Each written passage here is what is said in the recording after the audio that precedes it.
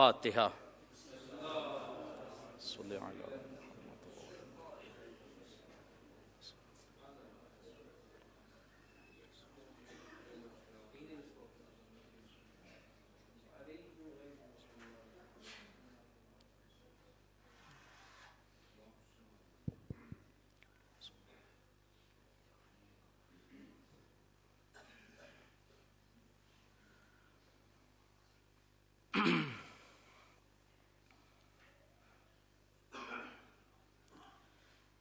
اعوذ باللہ من الشیطان اللعین الرجیم، بسم اللہ الرحمن الرحیم۔ الحمد للہ الذی لا یبلغ مدحتہ القائلون ولا یحصی نعمہ العدون ولا یودی حقہ المجتہدون، الذی لا یدرکہ بعد الہمم ولا ینالہ غوث الفتن، الذی لیس لصفتہ حد محدود ولا نعت موجود ولا وقت معدود ولا اجل ممدود، فطر الخلائق بقدرتہ ونشر الریاح برحمتہ وابتدى بالصخور میدان ارضہ، جلت عظمتہ والصلاة والسلام وتحیۃ والاکرام علی النبی المکی المدنی القرشی الابتہی التہامی الہاشمی، مولانا و مولا الثقلین جد الحسنین ابی القاسم المحمد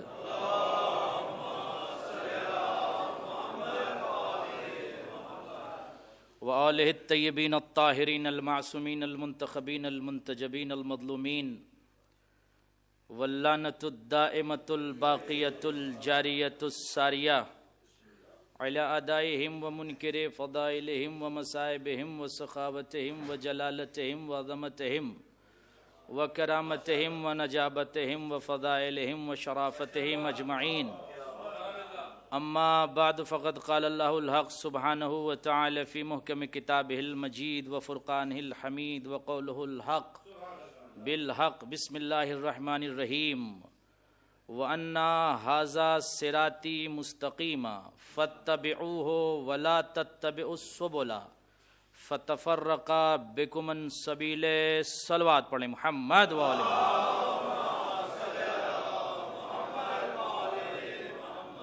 شان اہل بیت پر باواز بلند صلوات پڑھ لیں ایک بار اور۔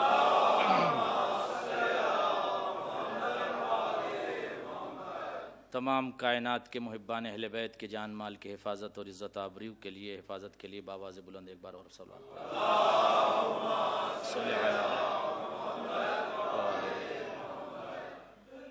محترم اور موقر اور مبجل سامعین کرام، السلام علیکم ورحمۃ اللہ وبرکاتہ۔ عزیزان گرامی، 1400 سال گزر جانے کے بعد آج بھی بشریت کے لیے شرف ہے کہ دنیا کے ہر خطے پر، ہر گوشے پر، ہر علاقے پر، ہر منطقے پر، ہر ملک میں، ہر مملکت میں، ہر شہر میں، ہر مدینے میں، ہر مدن میں ذکر اہل بیت کے ذریعے سے اپنے کانوں کو اور اپنے لسانوں کو معطر کر لیں۔ عزیزان گرامی، دنیا نے ہر دور میں یہ کوشش کی، کاوش کی اور بہت تلاش کیا کہ کوئی ایسا موقر اور مبجل ذکر مل جائے کہ جس کے ذریعے سے ہم اپنی اجیال کو، اپنی نسلوں کو، اپنے جنریشن کو ماضی کی تاریخ سنا کر ان کو دلیر بنا سکیں۔ جب ہم نے ماضی کی تاریخ کو دیکھا تو عرب کی عجیب سی بھیانک سی تاریخ تھی، دوڑتے ہوئے گھوڑوں کی تاریخ، سنسناتے ہوئے تیروں کی تاریخ، لہو میں ڈوبی ہوئی انسانیت کی تاریخ، کٹے ہوئے دھڑوں کی تاریخ، تڑپتے ہوئے لاشوں کی تاریخ، تیر و تبر کی تاریخ، نیزوں کی تاریخ، جنگ و جدال کی تاریخ، سکوں کی تاریخ، درہم و دینار کی تاریخ، جمل و اجمال کی تاریخ، جمال کی تاریخ، جبل کی تاریخ، حجر کی تاریخ، شجر کی تاریخ، طغیانیت کی تاریخ، طاغی اور طغات کی تاریخ، ملوکیت کی تاریخ، گویا عجیب سی تاریخ، اتنی بھیانک تھی عرب کی تاریخ کہ جہاں پر ایک شریف انسان، ایک محترم انسان، ایک مبجل انسان، ایک موقر انسان اپنے آپ کو جینے کے لیے بھی اس طرح سے محسوس کرتا تھا کہ گویا وہ قفس کے اندر مقفل ہے۔ اگر کوئی جینے کا جہاں کوئی راستہ نہ تھا، کوئی سبیل نہ تھی، کوئی طریق، کوئی راستہ، کچھ نہیں تھا، انسانیت کا جہاں دم گھٹ رہا تھا اور بشریت یہ سوچنے پر مجبور تھی کہ رب نے، خالق نے، پروردگار نے، ذوالجلال نے، معبود نے ہمیں خلق کیا ہے لیکن ہمارے اندر انسانیت ہے ہی نہیں، صرف حیوانیت ہی حیوانیت ابھر کر ہمارے مزاج میں نظر آتی ہے۔ اب ایسے ماحول میں، میرے خیال میں مائک چل رہا ہے، ایسے ماحول میں اذان گرامی رحمت للعالمین، تھوڑی سی آواز تیز کر دیں تاکہ، کیونکہ مسلسل مجلسوں کی وجہ سے آواز میں صلوات پڑھیں محمد آل محمد پر۔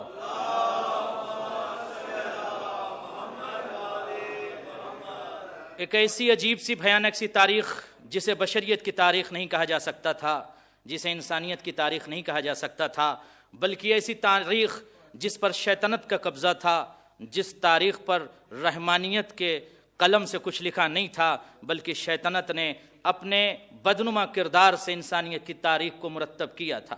نعرہ تکبیر، اللہ اکبر، نعرہ رسالت، یا رسول اللہ، نعرہ رسالت، یا رسول اللہ، نعرہ حیدری، یا علی، حیدری، یا علی۔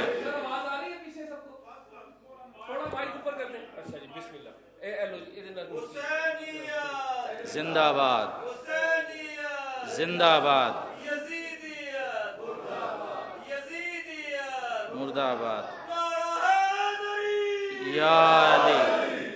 اذان گرامی ایسی تاریخ جو بربریت کی تاریخ تھی، جابر کی تاریخ تھی، طاغی اور طغات میں ڈوبی ہوئی لہو کی تاریخ تھی، اور ایسے حیوانوں کی تاریخ میں اب ضرورت اس بات کی تھی کہ کچھ ایسی زندگیاں ہوں جو شیطانی تاریخ کو رحمانیت کا لبادہ پہنا دیں۔ توجہ چاہوں گا، اگر آپ ملتفت اور آپ کی توجہ ہماری طرف مبذول رہے تو میں آپ کے سامنے زبدتاً، نبذتاً، خلاصتاً، ایبریویشن میں چند جملے عرض کرنا چاہتا ہوں کہ جب ہم نے ماضی کی تاریخ کو اٹھا کے دیکھا، جب ہم نے ہسٹری کو اٹھا کر دیکھا، عرب کی بربریت میں ڈوبی ہوئی تاریخ کو دیکھا، طاغی اور طغات کے تاریخ کو دیکھا، جابر اور ملکوتیت کی تاریخ کو دیکھا، تو اتنی بھیانک تاریخ تھی اذان گرامی کہ جب ریڈر، پڑھنے والا، تاریخ داں، تاریخ کا مطالعہ کرنے والا جب ماضی کی تاریخ پڑھتا ہے تو اسے دہشت نظر آتی ہے، اسے ارہابیت اور ارہابیت کے مزاج میں افراد نظر آتے ہیں۔ اب ضرورت اس بات کی تھی کہ ایسی ہستیوں کو خلق کیا جائے، توجہ چاہوں گا، ایسی ہستیوں کو خلق کیا جائے جن کی، توجہ چاہوں گا، جن کا کردار مکمل تاریخ بن جائے، جن کا انداز مکمل انسانیت بن جائے۔ اب ایسے ہستیوں کو خلق کرنے کی ضرورت ہے۔ 1400 سال کے بعد ہم امت مسلمہ کو یہی بتانا چاہتے ہیں، اگر تاریخ بشریت سے، تاریخ انسانیت سے، تاریخ آدمیت سے، تاریخ انسانیت سے تم، توجہ چاہوں گا، اگر اہل بیت کی تاریخ کو ڈیلیٹ کرتے ہو، اہل بیت کی تاریخ کو ہٹاتے ہو تو تمہیں انسانیت کی تاریخ نظر نہ آئے گی، تمہیں، توجہ چاہوں گا، طاغیوں کی تاریخ نظر آئے گی، تمہیں جبر و استبداد میں ڈوبی ہوئی تاریخ نظر آئے گی۔ اب سوال یہ کرو کہ 1400 سال پہلے رب، توجہ چاہوں گا، رب نے، خالق نے، اللہ نے، ذوالجلال نے ایسی ہستیوں کو زمین پر بھیجا کیوں؟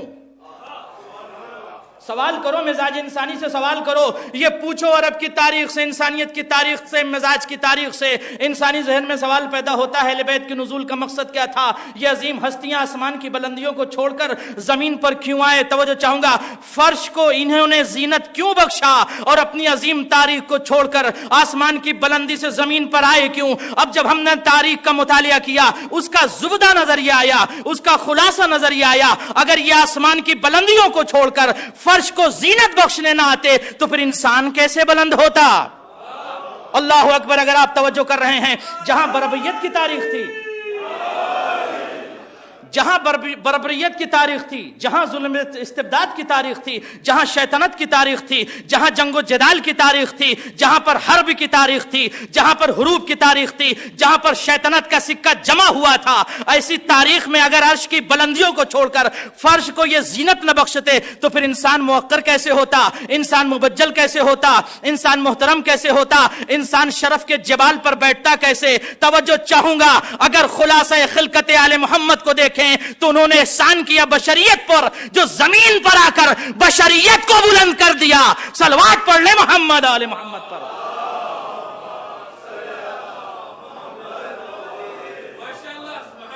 زمین پر آ کر انہوں نے بشریت کو بلند کر دیا، بشریت کے مزاج کو بلند کر دیا، بشریت کے انداز کو بلند کر دیا، بشریت کو سوچنے کی طاقت عطا کر دی، بشریت کو فکر و تخیلات کے توجہ چاہوں گا میدان میں اسے موجل قرار دے دیا۔ ورنہ انسان زمین پر سوچتا رہتا، انسان زمین پر سوچتا رہتا بیٹھ کر جنت کیا ہے توجہ چاہوں گا، اگر یہ زمین پر نہ آتے۔ اب جب توجہ چاہوں گا زبدت انبیاء آ گئے، رحمت للعالمین آ گئے، وقت کا طہ یاسین مزمل و مدثر کالی کملی اوڑھنے والا رسول آ گیا، رحمت للعالمین آ گیا جو وقت کا نبی ہے، پیغمبر ہے، ہادی ہے، مرسل ہے، طہ ہے، یاسین ہے، مزمل ہے، مدثر ہے، وارث شریعت ہے، وارث قرآن ہے، وہ نبی آ گیا، وہ پیغمبر آ گیا۔ اب جب اس نے عرب کی تاریخ کے سامنے قرآن مجید کو رکھا اور رکھ کر یہ بتایا کہ یاد رکھو تم توجہ چاہوں گا 365 خداؤں میں مبتلا تھے، تم نے توجہ چاہوں گا حجر کو خدا مانا، تم نے بتوں کو خدا مانا، جبکہ تمہیں یہ کچھ عطا نہیں کر سکتے تھے، ہم تمہیں ضمانت دیتے ہیں، قولوا لا الہ الا اللہ، ایک رب کی توجہ چاہوں گا اتباع کرو، اسے مانو، اس کے سامنے اپنے سر پرغرور کو جھکا دو، تمہیں جنت ملے گی۔ اب مجھے یہ بتائیں جنت کا وعدہ نبی کر رہے تھے، جنت دکھایا تو نہیں؟ جنت اگر نبی نے دکھایا ہو کسی صحابی کو، کسی شخص کو، کسی مومن کو، کسی چاہنے والے کو، کسی عرب کے باشندے کو اگر جنت یا جنت کی کوئی شے دکھائی ہو تو مجھے بتائیں۔ اب اہل بیت نے زمین پر آ کے کہا ہمیں زمین پر آنے دو، ہم تمہیں جنت سے توجہ چاہوں گا چیزیں منگا کے بتائیں گے جنت ہیں۔ اب شہزادی فاطمہ زہرا نے کہا یاد رکھو ہمیں زمین پر آنے دو، ہم تمہیں بتائیں گے کہ جنت ہے۔ اب جب شہزادی زمین پر آئی، آنے کے بعد آسمان سے سفرہ جنت کو منگایا اور منگا کے بتایا جنت ہے، جنت ہے۔ عزیزان گرامی اب اس منظر کو یاد کیجئے، ابھی حبش کا تذکرہ سن رہے تھے، حبش کی شہزادی کا آپ نے تذکرہ سنا، کسے؟ ایتھوپیا کی شہزادی جناب فضہ کا تذکرہ سنا۔ اب عزیزان گرامی دخل رسول اللہ صلی اللہ علیہ وآلہ وسلم الی بیت علی، علی کے گھر میں رسول اللہ وقت کا نبی، وقت کا مرسل، وقت کا ہادی داخل ہو گیا۔ اب عزیزان گرامی اس واقعے سے اگر آپ ایک میسج لینا چاہیں، ایک مرتبہ جب ہادی داخل ہوئے تو فوراً فضہ نے کہا السلام علیکم یا نبی اللہ، اے کائنات کے نبی آپ پر میرا سلام ہو، آپ ہمارے یہاں معزوم ہیں، آپ ہمارے یہاں معزوم ہیں، انوائٹڈ ہیں، آپ کی دعوت ہے۔ رسول نے فوراً قبول کر لیا، کہتے ہیں میں نے قبول کر لیا تیری دعوت کو فضہ۔ عزیزان گرامی ہوتا یہ ہے کہ آج جب کوئی شخص کسی کی دعوت کرتا ہے تو اسٹیٹس دیکھ کے دعوت کرتا ہے۔ اگر کسی عظیم ہستی کو بلانا ہے جو کائنات کا مرسل بھی ہو، ہادی بھی ہو، زبدۃ الانبیاء ہو، خلاصہ انبیاء ہو، جو کائنات کا رہبر ہو، اگر اسے دعوت دینا ہو تو خادم یا خادمہ کے ذریعے سے دعوت نہیں دی جائے گی، اسی کے ذریعے سے دی جائے گی جو کفو ہو، جو اس جیسا ہو۔ علی نے دعوت نہیں دی، فضہ نے دعوت دیا، اور رسول نے قبول کر کے کائنات کے مسلمانوں کو یہ میسج دیا، یاد رکھو اسلام تفریق کا مذہب نہیں ہے، ہم نے فضہ کی دعوت کو قبول کر کے یہ بتایا ہم اس مذہب کے ماننے والے ہیں جو تہذیب و تمدن کو سکھاتا ہے۔ اللہ اکبر، اللہ اکبر۔ آپ دیکھیں نا میسج کو دیکھیں، رسول میسج کیا دینا چاہتے تھے؟ اگر اسی دعوت کو چاہتے تو علی کے ذریعے سے کروا سکتے تھے، علی کے ذریعے سے کروا سکتے تھے۔ اب اس میسج کو سمجھے، فضہ نے دعوت کی، سرکار نے کہا ٹھیک ہے میں دعوت کو قبول کرتا ہوں اور تیرے گھر پر آ جاؤں گا، ٹھیک ہے۔ وقت کا نبی، وقت کا مرسل، ہادی پیغمبر پہنچے، اور پہنچنے کے بعد فضہ جب نے دیکھا فضہ نے کہ رسول اللہ تشریف لے آئے۔ اب آپ کو پتا ہے تاریخ مسلسل سنتے ہیں، 1980 سے آپ مجالس سن رہے ہیں، فہیم ہیں، سمجھدار ہیں، صاحب فراست ہیں، بہت فہیم مجمع ہے، مجھے زیادہ ڈیٹیل میں جانے کی ضرورت نہیں ہے۔ فضہ کو پتا تھا وقت کا رہبر آنے والا، انتظام کیوں نہیں کیا کھانے کا؟ بھائی فضہ آپ کو اگر پتا ہو جائے کہ کوئی آنے والا ہے، پانی کا انتظام کریں گے، کھانے کا انتظام کریں گے، اس کے بہتر سے بہتر غذا اور سفرہ اور دسترخوان اس کے سامنے پیش کرنے کا انتظام کریں گے۔ مگر ایک تاریخ مجھے بتائیے حبش کی ملکہ نے علی سے کہا ہو کہ وقت کا رہبر آنے والا، انتظام کر لو۔ انتظام نہیں کیا، انتظام نہیں کیا، نہ مولا علی نے انتظام کیا اور نہ فضہ نے انتظام کیا۔ دخل النبی بیت علی، نبی بیت علی میں داخل ہوئے، وسلم السلام علیک یا ولی اللہ، علی اے کائنات کے ولی آپ پر میرا سلام ہو۔ فعجاب العلی وعلیک السلام یا نبی اللہ، اے کائنات کے نبی آپ پر میرا سلام ہو۔ اب فضہ دیکھ کر پہچان گئی کہ ہم نے دعوت دیا تھا، علی مسکرائے، فتبسم علی، علی مسکرائے فضہ کی طرف دیکھ کے۔ عزیزان گرامی جو مزاج معصوم کو سمجھ لے اسے خادمہ کہتے ہیں، جو مزاج عصمت کو سمجھ لے اسے فضہ کہتے ہیں۔ عزیزان گرامی جو مزاج کو سمجھ لے، آج دنیا کہتی ہے معصوم معصوم، میں کہتا ہوں معصوم چھوڑیے، آپ معصوم کے خادم اور خادمہ سے پہلے مقابلہ کر کے دکھائیے۔ معصوموں سے کسی معصوموں سے کسی ذات کو اب ٹکرانے کی ضرورت نہیں، کمپیئر نہ کریے، معصوم کے خادموں سے تقابل کیا کیجئے اور معصوم کے خادمات سے تقابل کیا کیجئے۔ اب فضہ ایک مرتبہ آئیں، اب آپ تاریخ سے پوچھئے کیا کیا فضہ نے۔ فضہ نے ایک مرتبہ علی کی طرف دیکھ کر کہا سرکار آپ کی خادمہ ہوں، انتظام ابھی ہو جائے گا۔ اللہ اکبر، اب تاریخ کے دامن میں یہ فضہ کا میسج محفوظ ہے۔ فضہ نے کیا کیا؟ کیا کیا فضہ نے؟ مصلی عبادت کو بچھایا۔ فضہ کیا پیغام دینا چاہتی ہو؟ کیا پیغام دینا چاہتی ہو؟ فضہ نے سلیقہ سکھایا، دعا مانگنا ہے سر کو رب کے بارگاہ میں جھکا دو، دعاؤں کو قبول کرنا ہے تو ربوبیت کی بارگاہ میں نماز سے فرار اختیار نہ کرنا، نماز سے دوری اختیار نہ کرنا۔ یہی نماز ہے جو تمہارے اور پروردگار کے درمیان اتصال پیدا کرتی ہے، یہی نماز ہے جو تم کو رب سے قریب کرتی ہے۔ اللہ اکبر، فضہ نے نماز کے لیے مصلی عبادت کو بچھا دیا، اور مصلی عبادت کو بچھانے کے بعد اب دعا کرنے جا رہی ہیں، پروردگار انزل علینا مائدۃ من السماء، پروردگار آسمان سے سفرہ نازل فرما۔ اب میں فضہ سے سوال کروں گا فضہ کیا آسمان سے بھی کچھ آتا ہے؟ تو فضہ جواب دیں گی یہاں سے بھی تو جاتا ہے۔ بھائی میں اس گھر کی خاتمہ ہوں، میں نے دیکھا یہاں سے بھی تو وہاں جاتا ہے۔ جب وہاں والے یہاں کا دسترخوان لے کے جاتے ہیں تو وہاں والے وہاں سے بھی دسترخوان لے کر آئیں گے۔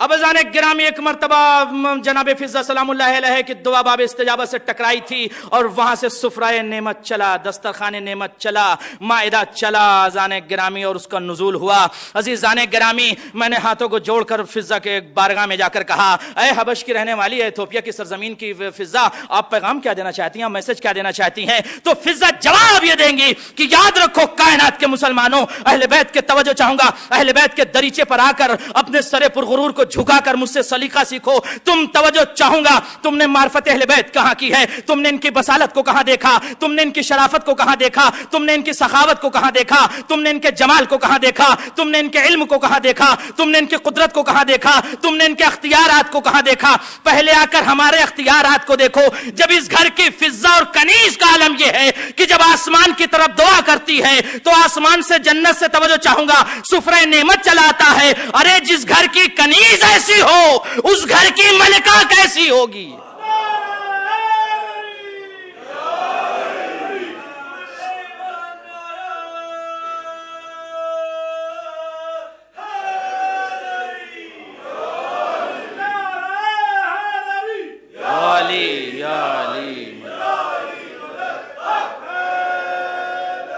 اذان گرامی تو تقابل اہل بیت سے نہ کیا کریں، اس لیے کہ ہم اکثر یہ اس بات کو کہتے ہیں، اکثر ملکوں میں، ہم نے افریقہ میں اس بات کو کہا کہ جب آپ ڈیبیٹ کریں تو کہاں نور اور کہاں نجس، کیوں آپ کمپیئر کرتے ہیں؟ اذان گرامی نور کا تقابل نجس سے نہیں کیا جاتا۔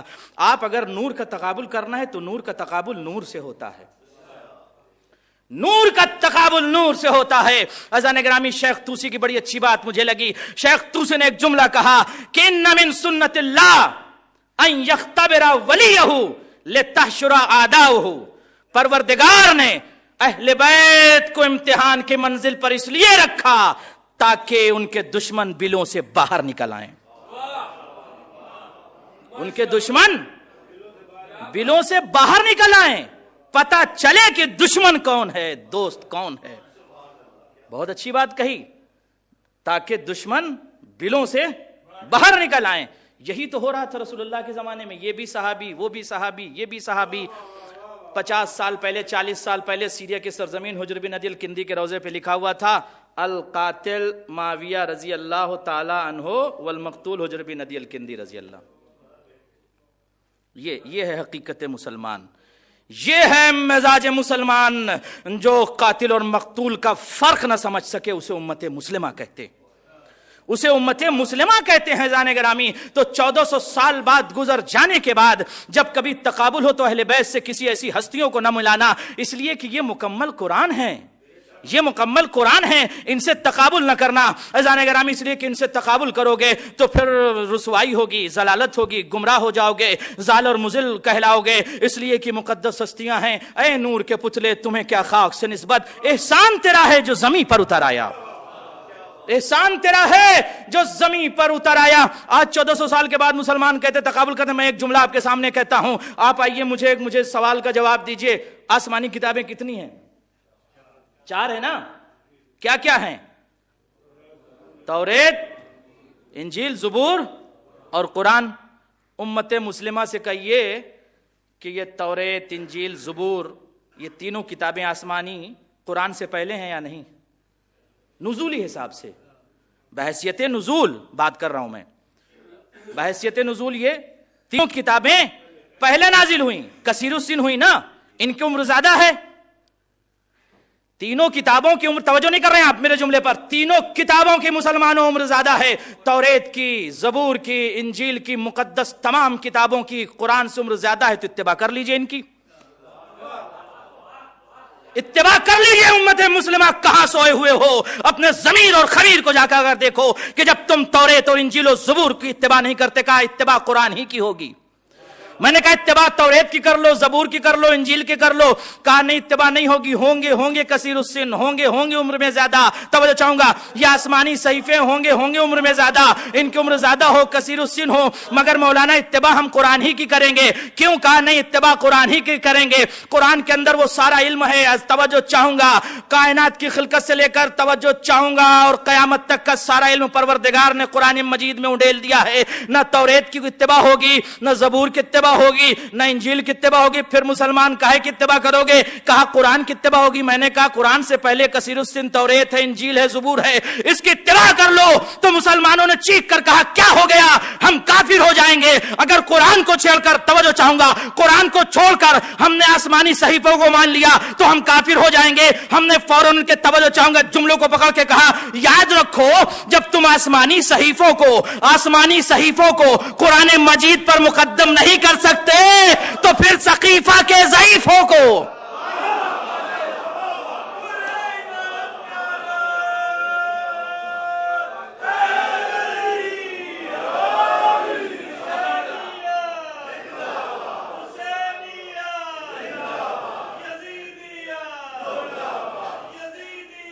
مرد آباد.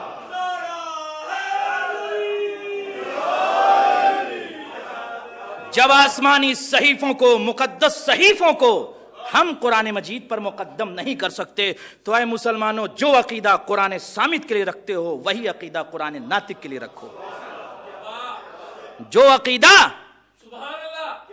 عقیدہ قرآن صامت کے لیے رکھتے ہو کہ آسمانی صحیفوں کو ہم قرآن صامت پر مقدم نہیں کر سکتے تو پھر قرآن ناطق پر, سقیفہ کے ضعیفوں کو اللہ اکبر مقدم نہیں کر سکتے. اس لیے میں کہتا ہوں پھر یاد رکھو, علی کے مزاج کے سامنے, علی کی بصالت کے سامنے, علی کے دلیری کے سامنے, علی کے علم کے سامنے, علی کے جود کے سامنے, علی کی سخاوت کے سامنے, توجہ چاہوں گا, منبع علم و ادب ہے, یہ منبع علم و ادب ہے. اس نے منبر رسول پر جانے کے بعد ایک جملہ کہا تھا جو نہج بلاغہ اور نہج بلاغہ کے زینت ہیں یہ جملے, اور یہ خطبہ نمبر 3 میں آپ اس کو, یہ جملے کو کوٹ کیا مولا نے. عزیزان گرامی, مولا نے یہ کہا تھا ینحدر عن السیل ولا یرقی الی الطیر, ہم سے علوم کے سمندر پھوٹتے ہیں, اللہ اکبر, کسی بھی طائرے فکر کی پرواز ہم تک نہیں پہنچ سکتی, ہمارے مقابلے میں نہ آنا, اللہ اکبر. ینحدرو, پھر کہا تھا لا یقاس بآل محمد من هذه الامه احد, آل محمد کے کسی فرد پر کسی کو قیاس نہ کرنا. کیوں؟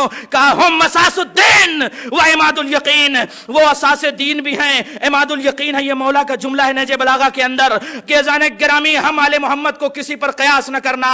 ہم آل محمد پر, توجہ چاہوں گا, امت میں انبیاء بھی آتے ہیں, اللہ اکبر. تو جب انبیاء کا قیاس معصوم اہل بیت پر نہیں ہو سکتا, اللہ اکبر, جب انبیاء کا قیاس نہیں ہو سکتا تو پھر توجہ چاہوں گا, مدینے کی گلیوں میں شراب نوشوں کا تقابل علی سے کرو گے؟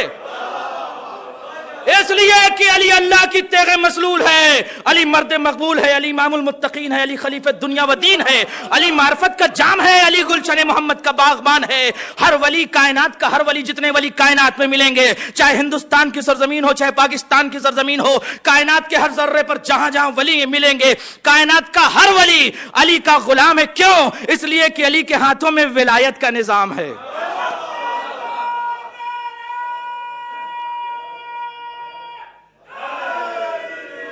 یا علی, کتنے ولی بن گئے یا علی کہنے والے.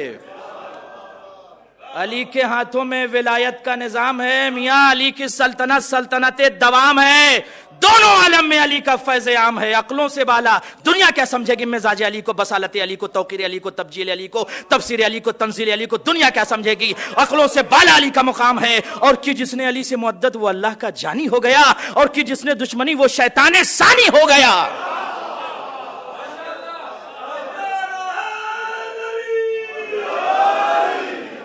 مقابلہ کرتے ہو مزاج علی سے، مقابلہ کرتے ہو مقدس ہستیوں سے، مقابلہ کرتے ہو، اس کے بعد پھر چیختے بھی ہو، چلاتے بھی ہو، روتے بھی ہو، گڑ گڑاتے بھی ہو، اور کہتے بھی ہو کہ مجھے اس وقت اس دن کے لیے زندہ نہ رکھنا جس دن ابو طالب نہ ہو۔ مقابلہ بھی کرتے ہو۔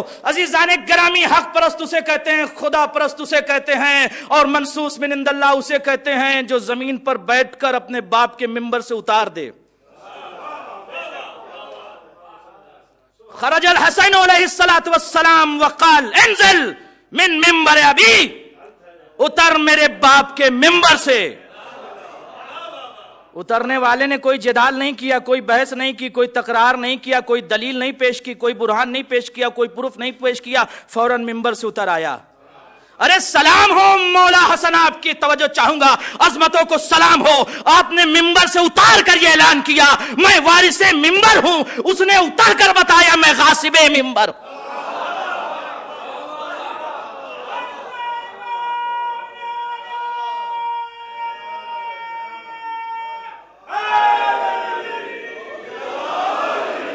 اس لیے کہ یہ مکمل قرآن ہے، یہ قرآن ناطق ہے، ان سے تقابل نہ کرنا۔ اذان گرامی، یہ مکمل قرآن ہے، ان سے تقابل نہ کرنا، اس لیے کہ مکمل قرآن ہے۔ اچھا، پوری کائنات کا علم کتنا ہے؟ کہا پوری کائنات کا علم۔ جواب اگر پوری دنیا سے جائیے پوچھیے، اگر جواب دے دے تو مجھ سے کہیے پوری دنیا کا علم کہاں ہے؟ کہا پوری دنیا کا علم قرآن مجید میں۔ قرآن مجید کتنے حرفوں پر مشتمل ہے؟ پوری کائنات۔ جواب کس نے دیا؟ معصوم نے کہا پوری کائنات کا علم 28 حرفوں پر ہے، 28 حرف، صرف اونلی 28 حروف ہیں جس پر پورے کائنات کا علم ہے۔ قرآن مجید میں صرف 28 حرف ہیں، نہ 29 ہے نہ 27، جا کے چیک کیجئے۔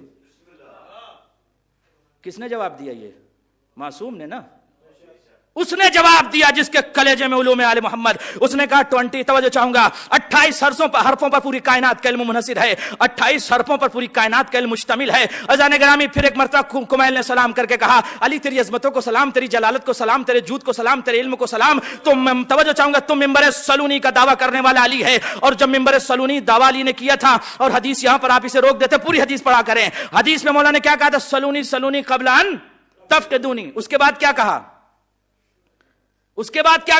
سلونی ان کتاب اللہ، مجھ سے کتاب الہی کے بارے میں کیوں نہیں پوچھتے؟ واللہ ما نزلت آیت الا وقد علمتو، خدا کی قسم ابو طالب کا لہو قسم کھا کے یہ کہہ رہا ہے کوئی آیت نازل نہیں ہوئی الا یہ کہ اس کے نزول کا علم مجھے ہے۔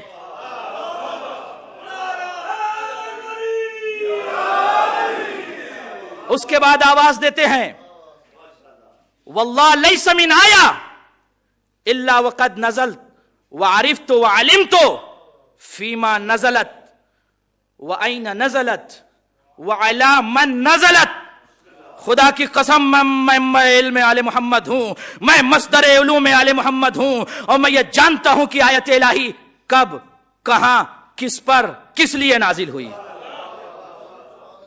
آیت۔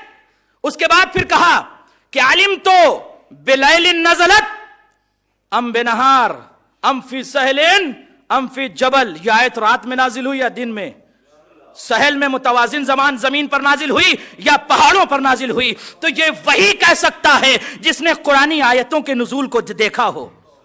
اللہ اکبر، قرآنی نزول کی آیتوں کو دیکھا ہو۔ اب میں آپ کے سامنے دلیل پیش کروں گا۔ عزیزان گرامی، آپ سنتے ہیں مسلسل 33 ایئر سے آپ سن رہے ہیں، مجالس حسین سنتے ہیں آپ، مزاجن اور عقیدتاً زبدتاً نبضتاً، اور پھر آپ کے ذہن میں ولایت علی اور مزاج علی اور محبت علی اور مودت علی لہو بن کر دوڑ رہی ہے۔ باواز بلند صلوات پڑھ لیں پھر میں سناؤں۔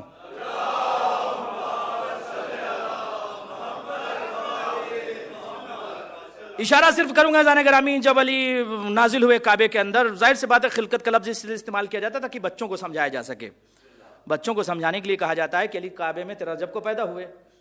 نزول حقیقت میں مولا کا نزول ہے۔ عزیزان گرامی، اب ہم نے جب تاریخ پڑھا کسی کے سامنے تو ہم نے کہا کہ مولا آپ کی زندگی کو ہم یہ جانتے ہیں کہ 13 رجب المرجب کو آپ نازل ہوئے یا پیدا ہوئے، جو بھی آپ کہہ لیں، حقیقت میں تو نازل ہوئے لیکن سمجھانے کے لیے پیدا ہوئے، مولا کی ولادت ہوئی۔ تو مولا 13 رجب کو آپ کا نزول ہوا اور پھر اس کائنات سے آپ 19 رمضان کو ضربت لگی، 21 کو مولا آپ نے اس دنیا کو، اس کائنات کو چھوڑ دیا، آپ کی شہادت ہو گئی۔ مولا اتنی تاریخ ہم آپ کی جانتے ہیں، تو ایک مرتبہ علی کی آواز آئے گی، قلب عباس رضوی تمہیں کیا ہو گیا، تم ہماری مختصر سی تاریخ کو پیش کر رہے ہو؟ میں نے کہا مولا کس سے پوچھوں؟ کہا جبرائیل سے پوچھ لو۔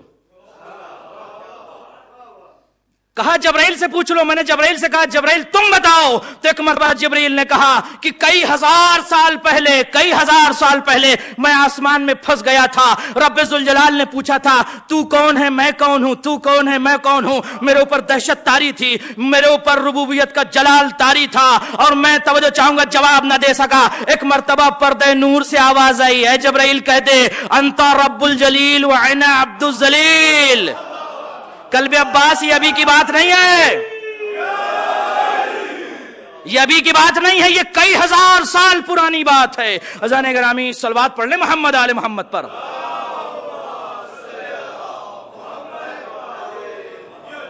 تو ہے کسی فلسفی میں یہ طاقت کی حد فاصل کھینچے اور یہ لکھ دے کہ اہل بیت کی ولادت یا نزول کب ہو؟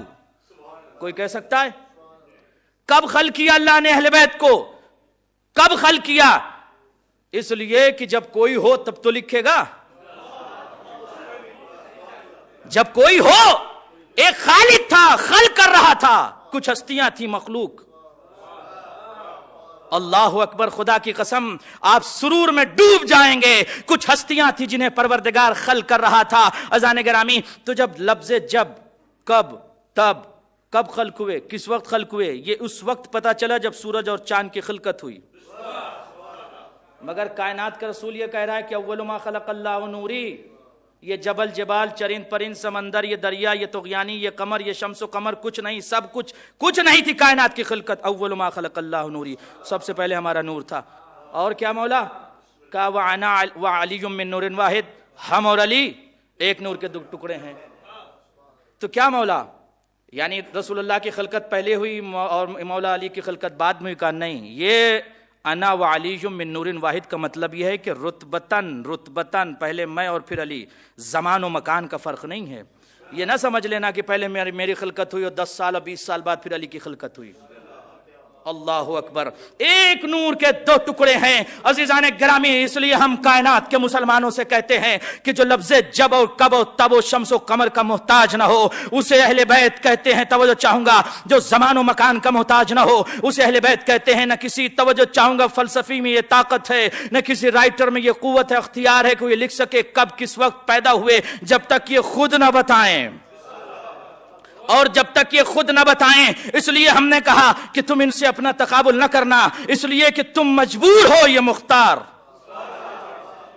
مجبوریاں تمہاری مقدر۔ اہل بیت نے کہا اختیار ہماری قدرت۔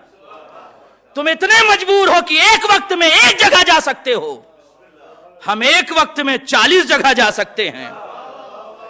اور وہ 40 جگہ اس لیے کہ 40 ہی نے بلایا تھا، 40 جگہ اس لیے کہ 40 ہی نے بلایا تھا، ورنہ 40,000 مقام پر ہم پہنچ جاتے۔ اللہ اکبر۔ تو ہم سے مقابلہ نہ کرنا، ہماری خلقت سے مقابلہ نہ کرنا۔ تو میں آپ سے کیا عرض کر رہا تھا کہ مولا نے قرآن مجید کی آیتوں کے متعلق بیان کیا، کب، کہاں، کس وقت اور کس پر نازل ہوئی۔ یہ بتا وہی سکتا ہے جس کے سامنے مکمل قرآن ہو۔ علی نے خانہ کعبہ کے اندر قرآن مجید کو مکمل پڑھا کہ آدھا پڑھا؟ کتنا پڑھا؟ مکمل پڑھا نا۔ آدھا وہ پڑھتے ہیں جن کو علم بعد میں ملتا ہے، پورا وہ پڑھتے ہیں جو لے کے آتے ہیں۔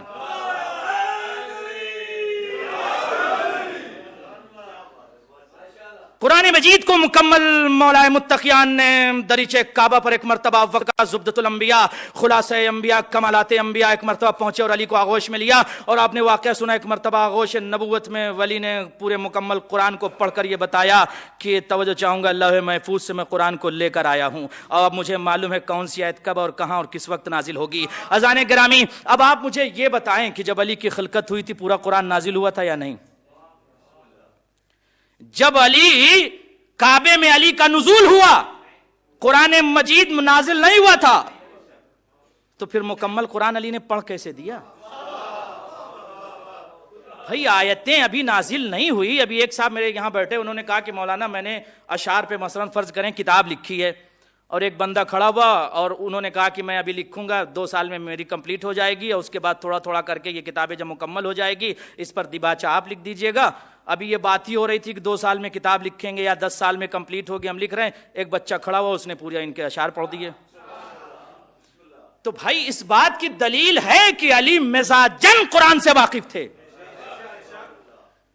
दलील क्या है? दलील यह है जाने गिरामी, इसलिए कि आयत जिसका इंतजार करे उसे अली कहते हैं। अली, तवज्जो चाहूंगा, अली आयतों का इंतजार नहीं करते, आयतें अली का इंतजार करती हैं। दलील दीजिए, दलील दीजिए। दलील यह है कि मैंने जब देखा, कायनात के रहबर को देखा, कायनात के मासूम को देखा, बाबाए हसनैन को देखा, तवज्जो चाहूंगा, शौहर फातिमा ज़हरा को देखा, वक्त के रहबर को देखा, वक्त के मासूम को देखा, जिसके अंदर 1,24,000 नबियों का कमाल सिमटा हुआ था। हमने जब उसको देखा, मस्जिद में नमाज पढ़ रहा था, पढ़ते पढ़ते एक मर्तबा साहिल ने, तवज्जो चाहूंगा, सवाल किया। अब इसने उंगली से इशारा किया, साहिल ने उंगली के इशारे को देख लिया, अली ने ज़कात दी। आयत ने बढ़कर अली के मिजाज को और ज़कात को सलाम किया। इन्नमा, तवज्जो चाहूंगा, इन्नमा वलियुकुमुल्लाह वर रसूल वल्लज़ीना युमिन, तवज्जो चाहूंगा, वल्लज़ीना, अल्लाहु अकबर, इन्नमा वलियुकुमुल्लाह वर रसूल वल्लज़ीना आमनुल्लज़ीना युक़ीमुनस सलाता व युतूनज़ ज़काता व हुम राकिऊन। अली वो है जो हालत रुकू में ज़कात देता है। अल्लाहु अकबर। तो जब अली ने ज़कात दी तब आयत नाजिल हुई, यह आयत पहले नाजिल हुई, अली ने ज़कात बाद में दी। अल्लाह अकबर। तो आयतें अली का इंतजार कर रही थी कि एक कायनात के रहबर है, कायनात के पेशवा, आप जाकर बिस्तरे रसूल पर सो जाइए, ताकि वह, तवज्जो चाहूंगा, ताकि आयत, तवज्जो आऊंगा, आयत नाजिल हो जाए। और आयत ने बढ़कर सलाम किया। अल्लाह अकबर। क्या सलाम किया? व मिनन नासि मन यशरी नफ्सहु इब्तिगा मरदातिल्लाह। अल्लाह अकबर। जो मर्जी माबूद को बिस्तर रसूल पर इत्मीनान की चादर ओढ़कर सो जाए और मर्जी इलाही को खरीद ले, बिस्तर रसूल पर अली सोए, पहले आयत बाद में नाजिल हुई। इसका मतलब यह है अली के अमाल का, अली के अफआल का, अली के किरदार का नाम कुरान है। अली तुम करते जाओ, आयतें सलाम करती जाएंगी। सलवात पढ़ ले मोहम्मद वाले।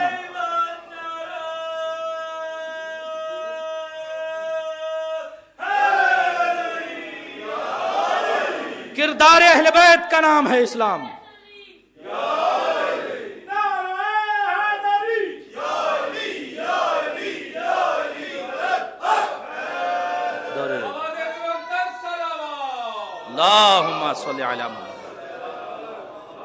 अब कुरान ने एक मर्तबा बढ़कर सलाम किया अली को, और सलाम करके कहा कि वो बिल हक, आयत नंबर 105 सूरतुल इसरा। सलाम किया, कहा कि वह बिल हक अंज़लनाहु व बिल हक नज़ल। कुरान का मिजाज यह है कि कुरान हक के साथ नाजिल होता है और बगैर हक के कुरान नाजिल ही नहीं होता। जो अरबी लताफतों को समझते हैं वो जानते हैं क्या फ़र्क है नज़ल में और अंज़लना में। व बिल हक अंज़लना व बिल हक नज़ल। व बिल हक अंज़लना, हमने कुरान को नाजिल किया। जैसे आप पढ़ते हैं ना, सूरत अंज़लना पढ़ते हैं ना, अब उसके बाद इसी को उसी से मुर्तबित कीजिए, फिर आपको समझ में आएगी ये गुफ्तगू। व बिल हक अंज़लना व बिल हक नज़ल। मिजाज कुरान ये है कि हक के साथ कुरान नाजिल होता है। तो जहां पर कुरान हक वहां, कुरान लौहे महफूज पर तो हक वहां, कुरान कलम पर तो हक वहां, कुरान कल्बे पैगंबर पर तो हक वहां, कुरान ज़बान पैगंबर पर तो हक वहां, कुरान काबे में तो हक वहां, कुरान आगोश नबूवत में तो हक वहां। अल्लाह अकबर। अब कायनात के रसूल ने हक की, तवज्जो चाहूंगा, तारीफ की। अल हक मअल अली वल हक मअल अली। कुरान का मिजाज ये है हक के साथ, हक का मिजाज ये है अली के साथ। अल्लाह अकबर। हक का मिजाज ये है कि वो अली के साथ रहता है। अज़ीज़ाने गिरामी, यही वजह है कि जो नाहक लोग कुरान को छोड़कर तख्ते खिलाफत पर बैठ गए थे, बैठ तो गए थे, लेकिन हक का पैगाम नहीं पहुंचा पा रहे थे। पहुंचा पा रहे होते तो शिबली नुमानी आजमी क्यों लिखते, फंस गया मुजरिम।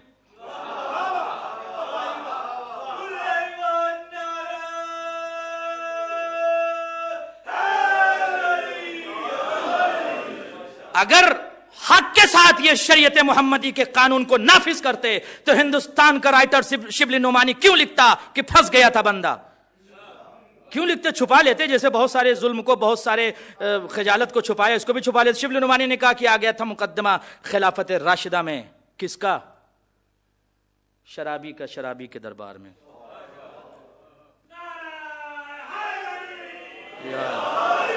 کس کا مقدمہ؟ ایک مجرم کا، مجرم کے دربار میں۔ کس کا مقدمہ؟ ایک فاسق کا، فاسق کے دربار میں۔ ایک شراب نوش کا، غاصب کے دربار میں۔ نام نہیں لوں گا، ساری زندگی، ساری عمر نام نہیں لوں گا میں اس کا۔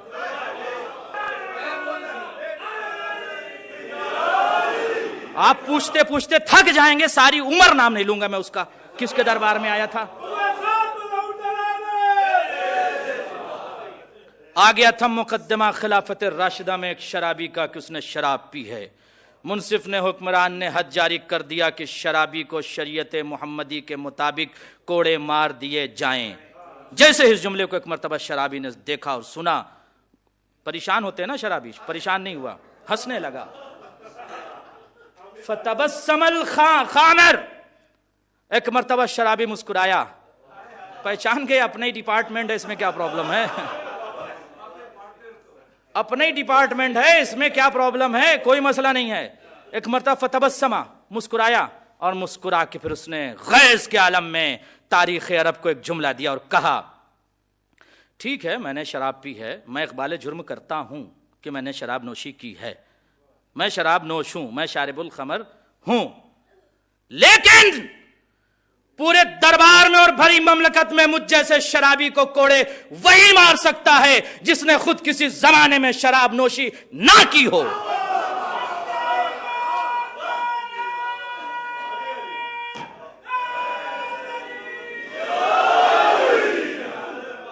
اب پھنسے میاں شبلی نعمانی، حق علی حق، حق علی حق۔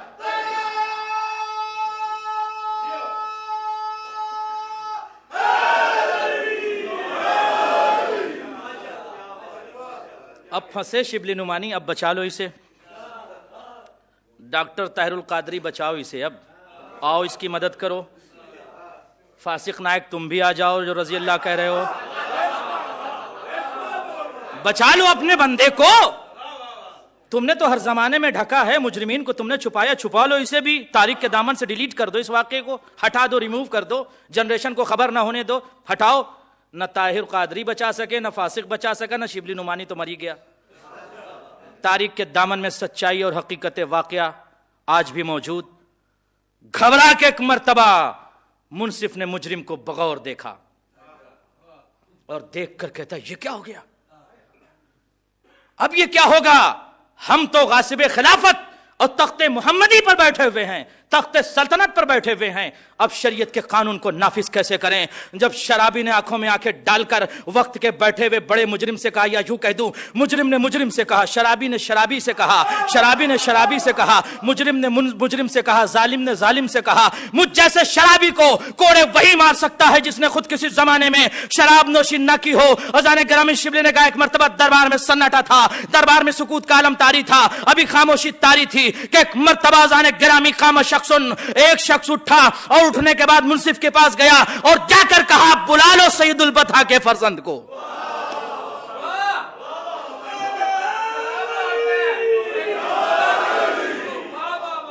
بلا لو سید البطحاء کے بیٹے کو، ورنہ تاریخ کے دامن میں یہ تاریخ کے دامن کا جز بن جائے گا کہ وقت کا منصف جو بنا ہوا تخت پر بیٹھا ہوا تھا شریعت محمدی کے قانون کو نافذ نہ کر سکا۔ کہا کیا ہوا، کیا کیا جائے؟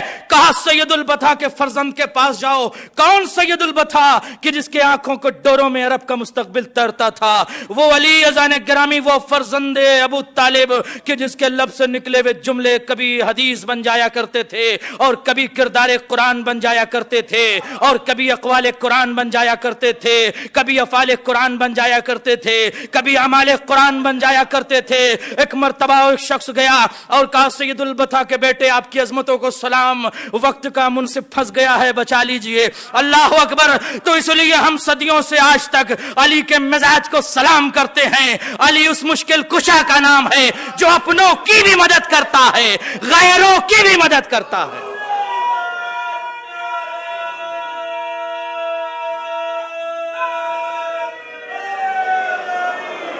या अली, उम्मत मुस्लिमा अभी भी वक्त है, आ जाओ दर अली पर। तुम्हारे बुजुर्गों की मदद की है, तुम्हारी भी मदद करेंगे। आओ तो सही, आओ तो सही, तुम्हारे बुजुर्गों की मदद की है, तुम्हारी भी मदद करेंगे। अजान गिरामी दखल अली अलैहिस्सलाम, एक मर्तबा अली दाखिल हुए। अब तारीख कहती है अली तन्हा नहीं थे, साथ में अपने बेटे हसन के हाथों को पकड़े हुए थे।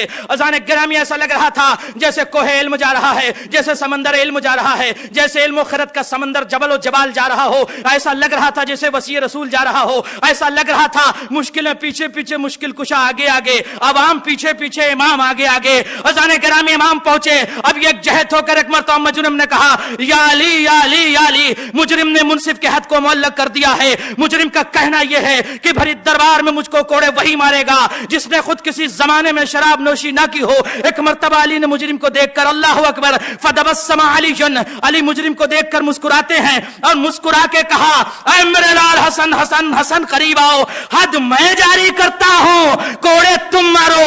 अली ने हद खुद जारी किया, हसन से कोड़े लगवा के बता दिया ऐ उम्मत के जाहिलों, वक्त का रहबर मैं हूं और मेरे बाद मेरा बेटा इमाम है।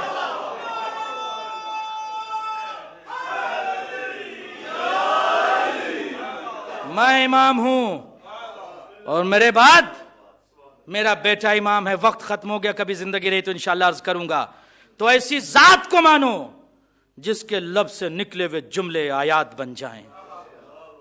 अल्लाह अकबर। विलायत अहले बैत, मोहब्बत अहले बैत, मुअद्दत अहले बैत वो किला है कि इसमें जो दाखिल हो जाता है वो नमाजी भी होगा, हाजी भी होगा, किरदार भी होगा, तमद्दुन तहजीब सब उसके अंदर होगी।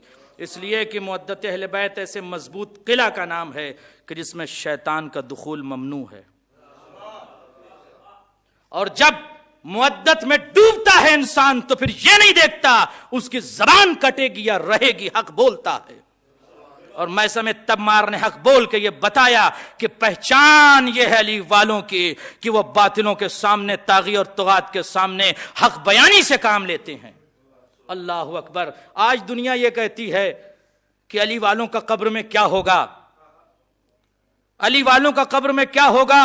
ये कह देते हैं कि अली कब्र में आ जाएंगे जब ये शख्स, ये शहीद, ये मरने वाला, ये मकतूल, इसे हम दफन करके मिट्टी से ढक के आए हैं, अली उसमें कैसे पहुंच जाएंगे।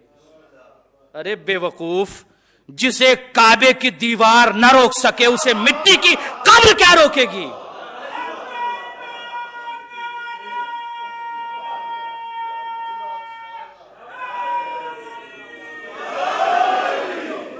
जिसे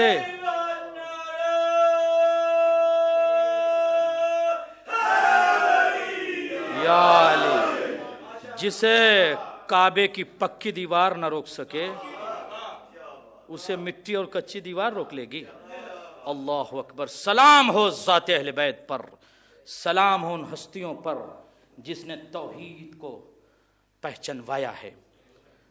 जॉर्ज जरदाक लेबनान का राइटर है। उसने 5,000 पेजेस अली के मुतालिक लिखा है। और कुरान से उसने कुछ नहीं लिया, कुरान से लेता तो मेरे ख्याल में 5 लाख लिखता। वो कहता है उम्मत मुस्लिमा, ऐ कायनात के इंसानों, तुमने अली के साथ इंसाफ नहीं किया। और इंसाफ तुम कैसे करते, तुमने अली को पहचाना ही नहीं। जो ईद के दिन दरे मस्जिद पर बैठकर फटी हुई चटाई पर सूखी हुई रोटियों को तोड़कर खा रहा था, और सफ़ीर रूम दाखिल हुआ और उसने कहा कि मुझे मुसलमानों के अमीर से मिलना है। तो कहा मैं ही मुसलमानों का अमीर हूँ। कहा ये कैसे हो सकता है, आप मुसलमानों के अमीर हैं। अली ने कहा फिर क्या तूने सोचा था। कहा मैंने सोचा आज ईद का दिन है, تخت لگا ہوگا، تاج سر پہ ہوگا، دربار سجا ہوگا، ہجوم ہوگا، شاہی غذائیں ہوں گی۔ ایک مرتبہ ابو طالب کے لال نے رو کر کہا، اے سفیر روم، تجھے کیا معلوم، گو عید کا دن ہے، اگرچہ عید کا دن ہے، مگر کتنے ایسے گھر کائنات میں ہوں گے کہ جنہیں یہ سوکھی ہوئی روٹی بھی نصیب نہ ہوگی۔ کیا مزاج ہے علی کا! اور جو یہ کہے کہ جب میں دسترخوان پر دو لذتوں والی غذا دیکھتا ہوں تو لرز جاتا ہوں، کہیں کسی کا حق چھین کے تو میرے سفرے پر نہ آ گیا ہو۔ اللہ اکبر! مدینے کے گلیوں میں شیر ذوالجلال، تاریک گلیوں میں ایک مرتبہ ایک گھر میں دق الباب کیا اور جا کر کہا کہ یہ کچھ غذا تجھے لے کر آیا ہوں۔ یتیم بچے تھے۔ ایک مرتبہ یتیم بچوں کی ماں نے کہا کہ تم کیوں آئے ہو؟ اس نے پہچانا نہیں کہ یہ علی ہیں۔ کہا میں نے یہ چاہا کہ تیرے پاس غذا پہنچا دوں۔ مولا نے جیسے ہی اس سے یہ کہا، اس نے کہا ٹھیک ہے، غذا لے کر میں کیا کروں گی، اس لیے اگر میں پکاتی ہوں تو بچے روئیں گے، بچوں کو کون بہلائے گا؟ تو مولا نے کہا ٹھیک ہے، تو غذا روٹیاں پکا، میں بچوں کو بہلاتا ہوں۔ اور مولا بچوں کو بہلانے لگے، یتیموں کے سر پر ہاتھ پھیرنے لگے۔ عزیزو، ایک مرتبہ جب اس نے روٹیاں پکا دی، بچوں کو کھلانے لگی اور مولا نے کہا میں چلتا ہوں، اچانک کوئی خاتون اس کے گھر میں داخل ہوئی۔ کہا تجھے معلوم ہے یہ کون تھا؟ کون تیرے گھر پر آیا تھا؟ یہ حسنین کے بابا علی ابن ابی طالب تھے، اجرکم اللہ۔ عزیزو، جو یتیموں کے سر پر ہاتھ پھیرتا ہو، کربلا میں اس کے بچوں کے رخسار پر تماچے تھے۔ اجرکم اللہ۔ کربلا میں 2 بچے بہت مظلوم ہیں عزیزو۔ ایک بچے کا نام علی اصغر ہے جسے بار بار شہید کیا گیا، اور ایک بچی کا نام سکینہ ہے جسے کربلا سے لے کر شام تک بار بار شہید کیا گیا۔ ہر رخسار پر کبھی تازیانوں سے شہید کیا گیا، کبھی تماچوں سے، کبھی اونٹ کی پشت پر اسے باندھا گیا، اور ہر مقام پر کہتی تھی۔ عزیزوں، مجھے ایک جملہ یاد آ رہا ہے اس بچی کا۔ جب حسین جا رہے تھے تو اس بچی نے اپنے بابا سے دوڑتے دوڑتے بابا سے کہا تھا مہلن مہلن یا ابی، بابا ٹھہرو ٹھہرو بابا۔ بچیوں کی عادت یہ ہوتی ہے، بچی اپنے بابا سے پیار بہت کرتی ہے، بابا ذرا ٹھہر جاؤ۔ ایک مرتبہ حسین نے گھوڑے سے دیکھا، کہا میرے لال سکینہ میں تو تجھے رخصت کر چکا ہوں۔ سکینہ نے کہا نہیں بابا، نیچے آؤ پھر بتاؤں گی۔ جب حسین نیچے آئے، کہا بابا زمین پر بیٹھ جاؤ۔ جب حسین زمین پر بیٹھ گئے، کہا بابا مجھے آغوش میں اٹھا لو۔ جب بابا نے آغوش میں اٹھا لیا، کہا بابا ایسے پیار کرو جیسے یتیموں کے سر پہ ہاتھ پھیرا جاتا ہے۔ بابا مجھے ایسے پیار کرو جیسے یتیموں کو پیار کیا جاتا ہے۔ عزادارو، شام کے راستوں میں جب اس بچی کے رخسار پر تماچے لگتے تھے، آیت اللہ شہرودی فرماتے تھے 2 جملے سکینہ کہتی تھی، آواز دیتی تھی چچا عباس، بابا حسین۔ اللہ اکبر، اجرکم اللہ۔ بازار شام میں یہ قافلہ پہنچا، بازار شام میں پہنچا۔ خرج شخص من المسجد، ایک شخص مسجد سے نکلا، لٹے ہوئے اسیروں کو دیکھا، تڑپتے ہوئے بچوں کو دیکھا، پیاسے بچوں کو دیکھ کر سید سجاد کے قریب جا کر کہتا ہے او قیدی، نفس المحموم میں اس بات کو لکھا شیخ عباس قمی نے کہ ایک مرتبہ شامی نے امام سجاد کو دیکھ کر کہا او قیدی، اللہ نے تم کو رسوا کیا، تم ہمارے بازار میں رسن بستہ آئے ہو۔ عزیزو تصور کرو، ایک مرتبہ امام نے سر کو جھکا کے کہا آہستہ سے، او شامی، اللہ ہم کو کیوں رسوا کرے گا، اس لیے پورا قرآن ہماری فضیلتوں میں نازل ہوا۔ حل قرأت القرآن، اے شامی کیا تو نے قرآن مجید کو پڑھا ہے؟ کہتا نام قرأت کل القرآن، ہاں ہم نے قرآن مجید کو مکمل پڑھا۔ ایک مرتبہ سجاد کہتے ہیں میں نے بازار شام میں ایک آیت پڑھی، بسم اللہ الرحمن الرحیم، قل لا اسألکم علیہ اجرا الا المودۃ فی القربى۔ او شامی تجھے کیا ہو گیا، ہماری محبت تو قرآن میں واجب ہے۔ اجرکم اللہ شامی، ہماری محبت تو قرآن میں واجب ہے۔ کیا تو نے قرآن کی دوسری آیت نہیں پڑھی، انما یرید اللہ لیذھب عنکم الرجس اہل البیت ویطہرکم تطہیرا؟ شامی کہتا نام قرأت هذه كل الآیات ولكن لماذا انت تقرأ هذه الآیات في سوق الاشوام؟ تو شام کے بازار میں ان آیتوں کو قیدی کیوں پڑھ رہا ہے؟ ارے یہ آیتیں تو اہل بیت کی شان میں نازل ہوئی۔ سجاد نے سر کو اٹھا کر شامی سے کہا اے شامی، ہم ہی اہل بیت رسول ہیں۔ گھبرا کے شامی اور قریب گیا، اور کہتا او قیدی یہ ممکن نہیں ہے، ھذا الامر مستحیل، یہ شے ممکن نہیں ہے، آسمان کے چاند و ستارے اور نجس بازار و دربار، تم قسم کھاؤ کہ تم اہل بیت رسول ہو، یہی وجہ ہے سجاد کہتے تھے الشام الشام الشام۔ وہ تین منظر کون سے تھے؟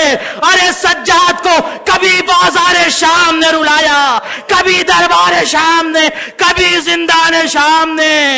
اجرکم اللہ اجرکم اللہ۔ ایک مرتبہ امام نے کہا واللہ واللہ واللہ نحن اہل بیت رسول اللہ، خدا کی قسم ہم یہ اہل بیت رسول ہیں۔ اب شامی قدموں پر گر کے کہتا ہے خدا کی قسم میں آپ کو پہچان گیا، آپ حسین کے فرزند سید سجاد ہیں، مولا آپ سے گزارش ہے اپنے ناقے کو حکم دے دیجئے مجھے قدموں تلے کچل دے، وہ اس لیے کہ جب محشر میں میری ملاقات ہو تو میں رسول اللہ سے کہہ سکوں اے رسول اللہ، ارے مجھے آپ کی حدیث یاد ہے، آپ کی حدیث ہے کہ محشر میں فاطمہ آئیں گے تو ایک آواز گونجے گی یا اہل المحشر غضو ابصارکم، اہل محشر اپنی آنکھوں کو بند کر لو، فاطمہ زہرا آ رہی ہے۔